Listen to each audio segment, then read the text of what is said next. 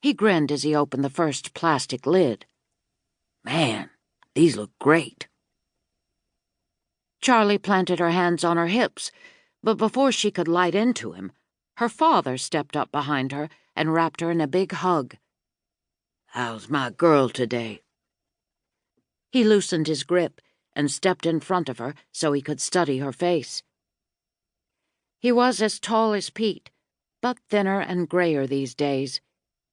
His eyes were anxious, which made her widen her smile. After her mother's stroke last year, Frank Tanner had enough on his plate without adding worry about her to the list. She reached up and kissed his leathery cheek. "I'm doing fine, Dad. Doing fine. Thanks for coming in today." Charlee had been running the family business since she resigned as a Florida Fish and Wildlife Commission officer last year, but her father ran the office when she took groups out on the river. The bell above the door jangled, and Charlee shook her head as her other brother, Josh, sauntered in, a handful of pink roses in one hand. Even in his khaki FWC uniform, he looked like he'd just stepped out of the pages of a magazine, hence the nickname Hollywood. He was ruggedly handsome, never a blonde hair out of place, and women fell all over themselves for one of his dimpled grins. He stepped over and gave her a one-armed hug, handed her the flowers. "Thought you'd enjoy these." She raised a brow, sent him a teasing grin. "Been raiding Mom's rose garden again?" He shrugged, his eyes steady on hers, his worry obvious. She buried her face in the flowers and refused to meet his gaze.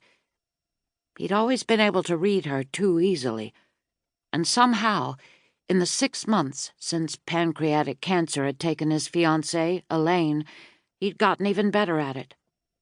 But she wouldn't let him. Not today. When he finally gave up and headed for the cupcakes, Charlee let out a relieved breath. At that moment, Charlie's youngest sibling, Natalie, stumbled into the office, yawning. "I smell coffee." Then her eyes popped all the way open. "And cupcakes!" She spun around and wrapped Charlee in a giddy hug. "I knew you'd have cupcakes today." Charlie's temper spiked. Pete had shanghaied Natalie, too? "Why aren't you at school?" Natalie's dorm at the University of Florida was more than an hour away. Natalie ducked her head as she poured coffee.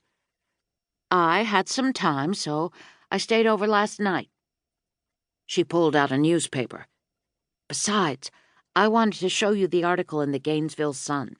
The Corner Cafe made the new eateries to check out list, and your cupcakes were one of the main reasons why.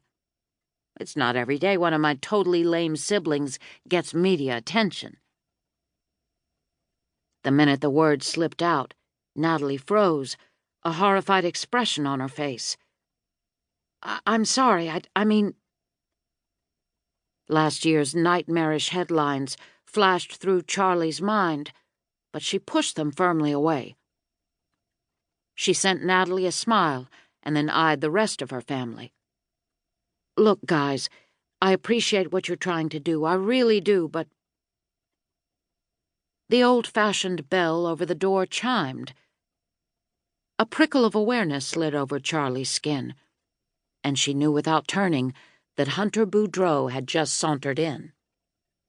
Pete's longtime Marine Corps buddy, Josh's newly appointed FWC lieutenant, and the one man who had breached Charlie's self-imposed isolation over the past 6 months. He had coaxed her back into going four-wheeling in the forest, showed up with pizza, beer, and an action movie on Saturday nights, and engaged her in witty banter and made her laugh. Best of all, he never asked about what had happened last year, so she could let her guard down and be herself. Charlee watched Pete, Josh, and Hunter exchange measured looks, so different from their usual camaraderie. Josh's chin came up, and he slipped on his mirrored sunglasses without